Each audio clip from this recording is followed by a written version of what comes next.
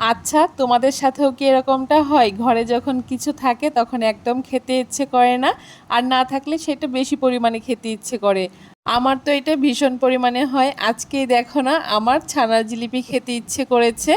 তা ঘরে অনেকটা পরিমাণে দুধ জমে গেছিল। দুধটাকে খুব ভালো করে বলক তুলে একটা বাটির মধ্যে 2 চামচ ভিনিগার 2 চামচ জল দিয়ে মিশিয়ে গ্যাসটাকে বন্ধ করে দিয়ে দুধের মধ্যে ভিনিগার আর জলের মিশ্রণটাকে দিয়ে নেড়েচেড়ে ছানাটাকে কাটিয়ে নিয়েছি। আর ছানাটাকে খুব ভালো করে জল দিয়ে ধুয়ে জলটাকে ঝরিয়ে নিয়েছি। এখন ছানাটাকে একটা থালার মধ্যে নিয়ে খুব ভালো করে হাত দিয়ে একটু ভেঙে ঝুরঝুরো করে নিয়েছি।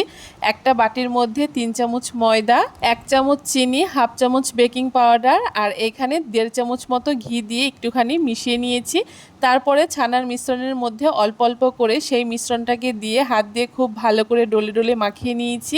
ছানাটাকে খুব ভালো করে মাখিয়ে অল্প অল্প করে ডো নিয়ে লম্বা লম্বা মতো তৈরি করে এভাবে করে হাতের সাহায্যে একটুখানি পেঁচিয়ে লাস্টের অংশটাকে পেছনে নিয়ে আটকে দিয়েছি। এভাবে করে সবগুলো ছানার জিলিপি তৈরি করে নেওয়ার পরে চিনি শিরাটাকে তৈরি করে নিয়েছি। 1.5 বাটি চিনির সাথে 1.5 বাটি জল দিয়ে চিনি শিরাটাকে তৈরি করে নিয়েছি। এখন ছানার জিলিপিগুলো ভাজার জন্য উনানের আঁচটাকে একদম লোতে দিয়ে এক এক করে ছানার জিলিপিগুলোকে দিয়ে মিডিয়াম আঁচে লাল লাল করে ভেজে নিয়েছি।